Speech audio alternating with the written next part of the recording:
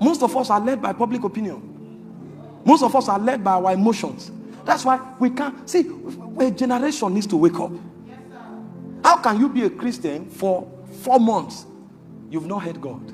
Every action you are taking based on what you learned from a school.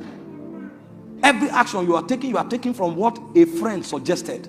And that's why we can't predict the outcomes of our lives. Not the fathers of old. From where they were living to what they did, they could tell you where they met God. They could tell you where God gave them the instruction. And this is why we don't have many sons. If you become a son, you can tell everything you are doing that it was God who commanded you to do it. And you will not move until God speaks.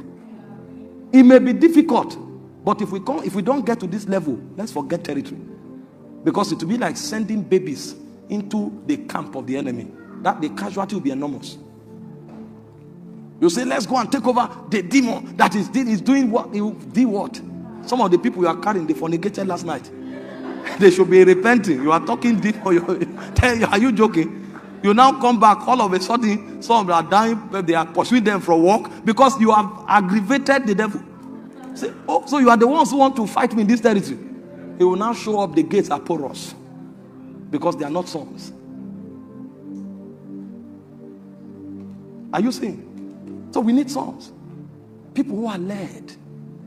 You come to a point where you can tame your emotion. You are offended, but you don't react because God says, hold your peace. I wanted to move, but hold your peace. Even in your house, your wife speaks, you want to. You have one word that if you had spoken, it will take her 5 weeks to recover. One, that word is an arrow. It was already coming, but the Holy Ghost said, hold your peace. That's when you learn the technology of deep sighs. That is the spirit. It's the spirit. It's a type of death, but it's for sons. I would have spoken, but the Holy Ghost said. Now, that that you made is more important than somebody else's 3 hours prayer. Because another person can pray for 3 hours like a parrot, but he has not been able to come under the voice of God. So you who came under God's government, that when you now go to a territory and something is going wrong, maybe you stand there and then the same is what the Holy Ghost will bring out of your spirit. This time when you say angels will be moved, because that is a mark of obedience. It's your mountain of encounter. Your mountain of encounter. We went for a meeting somewhere. A man preached with fire. Everybody was there. They now told one elder to come and bless. The man just came and carried the microphone. And he said, The third time the place erupted with power. Because many times he was commanded, give all your money. He had his own projects. But God said, give the money. When he gave it, all he did was Many times they lie against you. You want to talk, God says, all you say is because it's the voice of God. You can't deny. So the only thing is the ventilation. A day will come, you now discover that is a weapon. It's a weapon. When you enter a territory, all you say is and God shows up. Somebody else who don't know that is a product of how you have walked with God. We too we wear the same color of suit and say people will slay.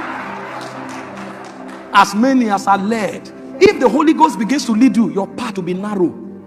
Oh, you won't have the liberty to be creative anymore. Because you will discover that it is a risk. After you have journeyed, they will tell you, I didn't lead you. If it happens twice, you will now stop. Before you move, you ask him, Lord, what do you want? So you will not be a creative man. You'll be an obedient man. You will hear the voice of God. But if you hear God, you'll be wiser than the most creative man. Because he's perfect in all his ways. He wants sons to rise. And those sons are the ones who can enter the armory of the spirit and bring out the weapons that can distort the operations of darkness. But we are few. Sons are few. Men who are led by the voice of God are few. When we talk sonship, it's not gender. It's rank. It's maturity in the spirit. How much of God can you mirror? To what extent do you follow the voice of Abba?